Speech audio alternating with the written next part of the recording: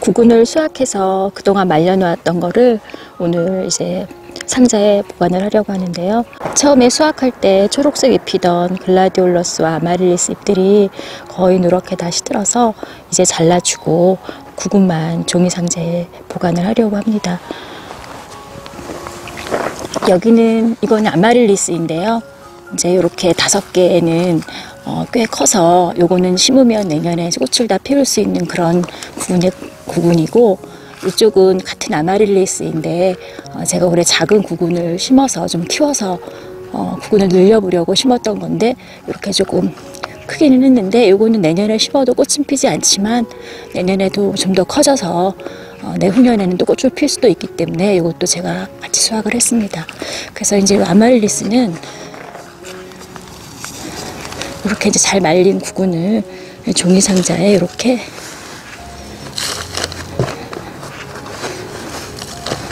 신문을 깔고 이렇게 보관을 합니다. 이렇게 하고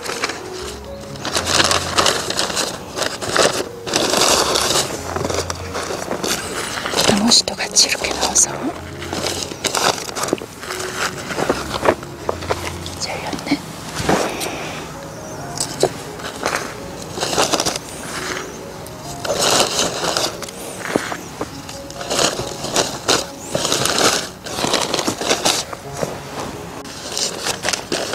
이렇게 신문을 덮어서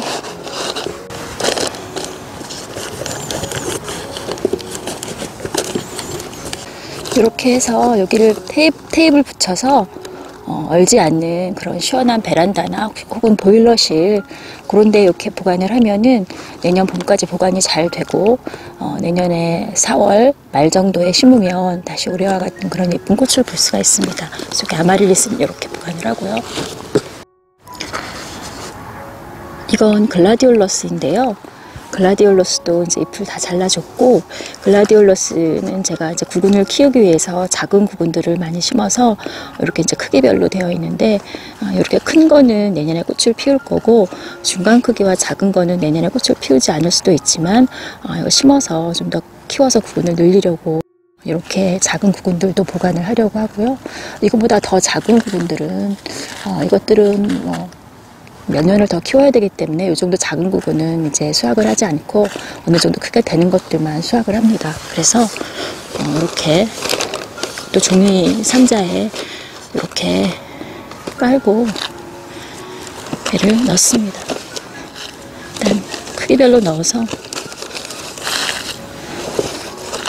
제가 조금 전에 아마릴리스와 글라디올러스는 꽤 오래전부터 키우면서 이런 식으로 보관을 했는데 보관이 아주 잘 되고요. 얼지 않게 시원한 곳에만 보관을 하면 잘 보관이 됩니다. 그래서 이렇게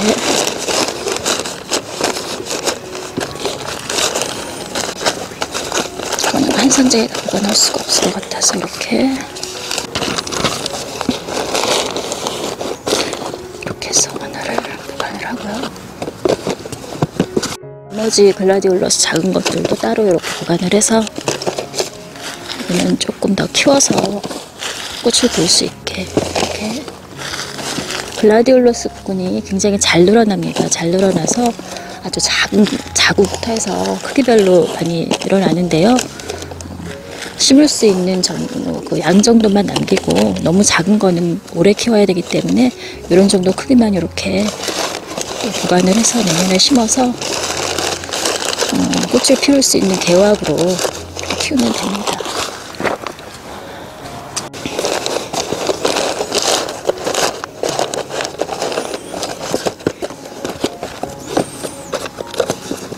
이렇게 해서 또 보관을 이렇게 하고요.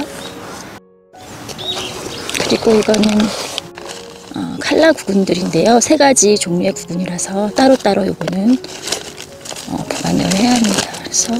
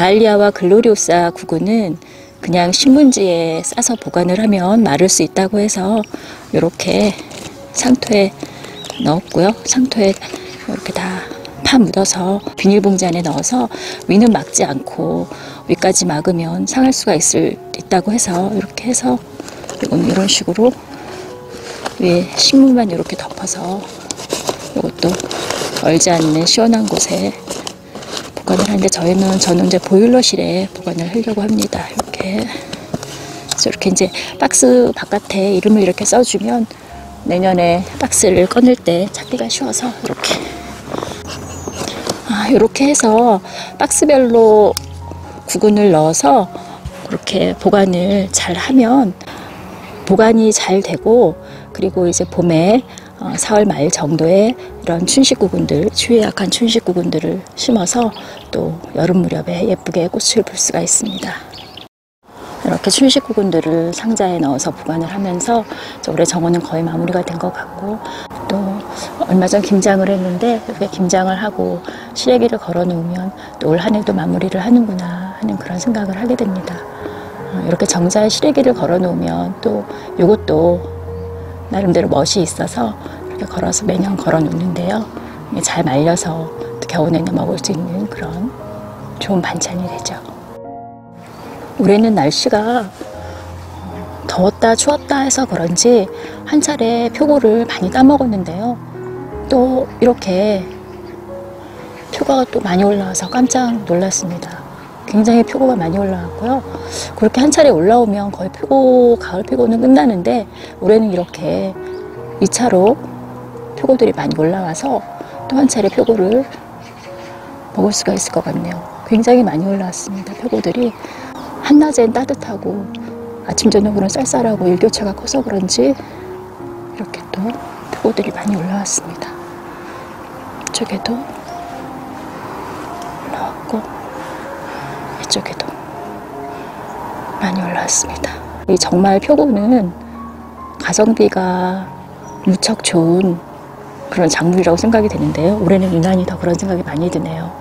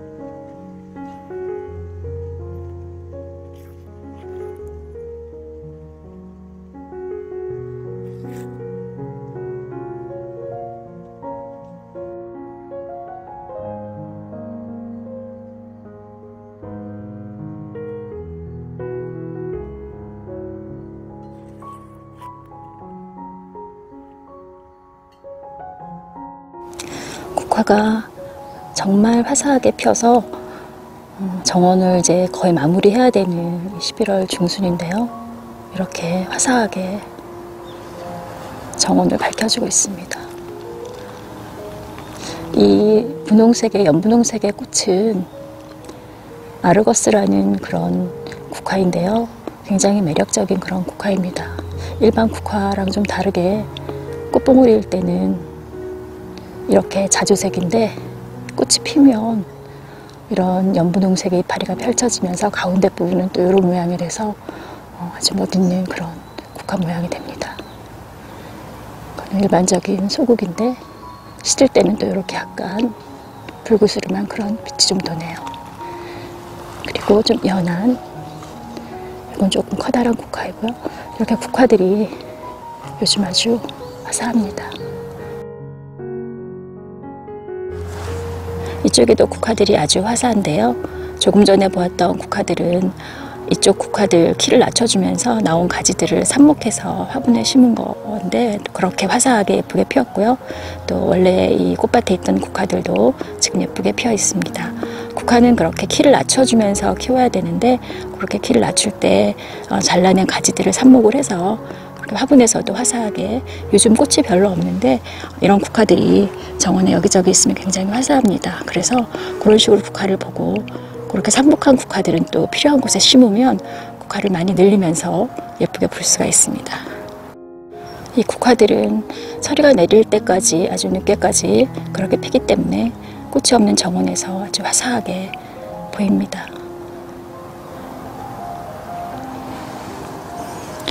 그리고 추명국도 아직까지 예쁘게 피어 있습니다. 이렇게 정말 예쁜 추명국이고요.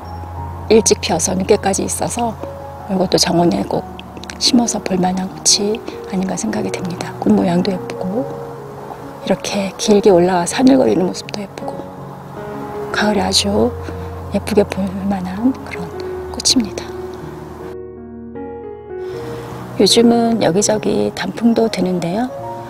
이건 영산홍인데 이렇게 올해는 예쁘게 단풍이 들었네요. 그리고 홍단풍인데 홍단풍도 지금 이제 물이 들기 시작하고 있습니다. 이렇게 아직은 빨갛지는 않은데 이제 서서히 물이 들고 있네요. 여기도 단풍이 예쁘게 들었는데요. 이거는 분홍설화 또는 히말라야 바위쥐라고 하는 이름으로 불리는 봄에 아주 분홍색 예쁜 꽃이 피는 그런 꽃인데요. 이렇게 가을에는 이렇게 잎도 단풍이 들어서 예쁩니다. 제가 올해 모종으로 심어서 올해 꽃은 보지 못했는데 이렇게 가을에 예쁜 단풍을 보여주네요. 내년 봄에는 분홍색 예쁜 꽃을 볼 수 있을 것 같고요. 이것도 잘 자라고 또 이렇게 바위 사이에 심어도 아주 예쁘게 볼 수 있는 그런 꽃이어서 돌단풍처럼 그렇게 그 돌과 돌 사이에 심어서도 멋스럽게 볼 수 있는 설화입니다. 준베리도 가을에 이렇게 단풍이 예쁘게 듭니다. 그래서 이 준베리 나무는 크게 커지지 않으면서 봄에는 아주 하얀색 예쁜 꽃이 피고 여름에는 또 맛있는 베리 열매가 열리고 가을에는 이렇게 단풍이 예쁘게 들어서 이것도 정원에 심어 놓고 관상수로도 볼만한, 그런데 베리도 먹을 수 있는 그런 나무입니다. 이렇게 단풍이 예쁘게 들고 있고요. 그리고 준베리 밑에 심어 놓은 비덴스는 정말 올해 아주 이른 봄부터 예쁘게 보고 있는데 지금도 이렇게 화사하게 피어 있습니다. 이렇게 여러 가지 색의 비덴스를 심어 놓으니까 더 아주 보기가 좋은 것 같아요. 이렇게 하얀색까지 이렇게 잘 피어 있습니다. 이거는 레드 페인트, 또 이거는 가장 대표적인 노란 비덴스, 이쪽은 분홍색 비덴스, 언뜻 보면 추명국과도 느낌이 비슷한 분홍색 비덴스입니다. 이렇게 비덴스도 아직까지 예쁘게 이렇게 피어 있습니다. 이것도 정원에 꼭 심어 보시길 추천드리고 싶네요. 저도 올해 심어서 꽃을 이렇게 오래도록 예쁘게 보고 있는데요. 정말 기특하게 예쁘게 피어 있는 꽃입니다. 추위에도 좀 강한 편인 것 같네요.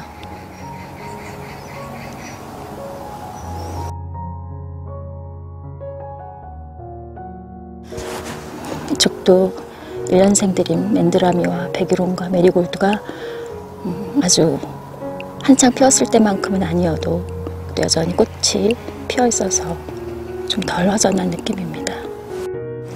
다투라가 이렇게 또 한 종이가 피어서 이것도 아주 기특하게 생각하고 있는 꽃인데요. 이렇게 피어 있고 이렇게 또 피려고 준비하고 있고,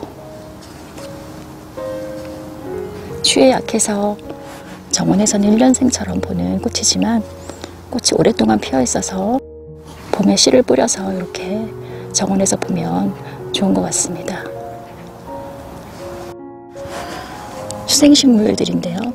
수련과 연꽃과 회오라비, 사초 이런 것들이 골고루 있는데 이것들은 추위에 강해서 연못에서는 노지 월동을 할 수가 있지만 이렇게 작은 수반에서 키울 때는 이 물이 밑에까지 다 얼기 때문에 뿌리가 얼어서 겨울 동안에는 실내에 보관을 해야 되는데요. 이것들은 추위에 강하기 때문에 조금 더 두었다가 조금 더 추워지면 집 안으로 들일 생각인데요. 여기 옆에 있는 숫잔대가 늦게 꽃이 피어서 예쁘게 계속 이렇게 보여주고 있습니다. 하나하나의 꽃 모양도 참 예쁘고요. 색깔도 참 예쁘고 꽃이 이렇게 위로 올라가면서 예쁘게 계속 피고 있습니다. 이거는 물을 좋아하기 때문에 이렇게 수경식물도 있는데 같이 심었고요. 수련은 또 꽃이 피려고 이렇게 봉우리 하나가 올라왔습니다. 올해 정말 오랫동안 꽃을 피워주는 수련이고요. 이거를 보관할 때 제가 집 안으로 드릴 때도 한번 다시 영상을 찍어서 보여드릴 텐데요. 여기 위에 있는 물을 다 담지 않고 위에 있는 물은 따라 버리고 그리고 이제 얼지 않는 시원한 베란다에 보관을 하는데요. 이 수련은 온대 수련이라 겨울에 너무 따뜻하게 두면 꽃이 피지 않는다고 해요. 그래서 겨울에 보관할 때도 얼지는 않지만 시원한 곳에 보관을 해야 내년에도 꽃을 볼 수 있다고 합니다. 그래서 그런 장소에 보관을 할 거고요. 나머지 해오라비 사초와 연꽃 이런 것들도 위에 있는 물을 따라 버리고 그대로 이제 그런 시원한 베란다에 보관을 해서 내년에도 볼 수 있게 그렇게 할 텐데요. 그렇게 보관을 할 때 다시 한번 요거는 보여드리겠습니다.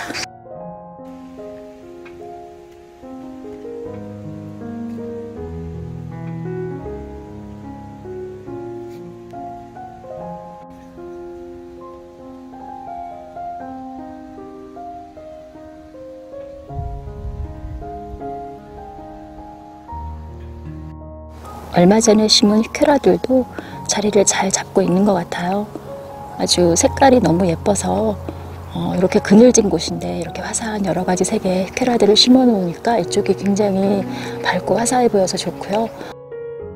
대부분의 히케라들이 추위에 강하기 때문에 노지 월동을 잘 하고 너무 과습하지만 않게 하면 비교적 잘 자라는데 한여름에 아주 뜨거운 직사광선에는 잎이 탈 수가 있고 좀 성장을 잘 못하기 때문에 너무 그런 직사광선이 비치지 않는 곳에만 심어주면 웬만하면 잘 자랍니다.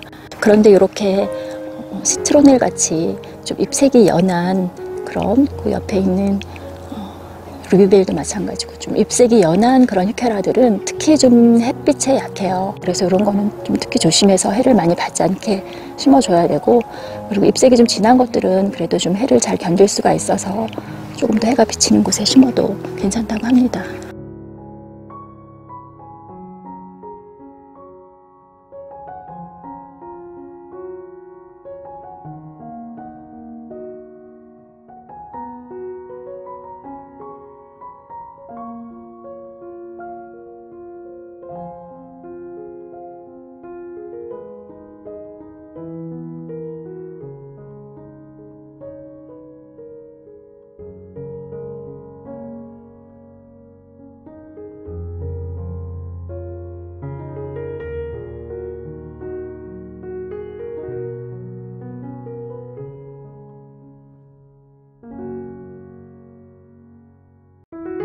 이렇게 오늘은 춘식국은 보관한 걸 좀 보여드렸고, 꽃들이 많진 않지만 그래도 피어있는 예쁜 꽃들을 소개를 좀 시켜드렸습니다.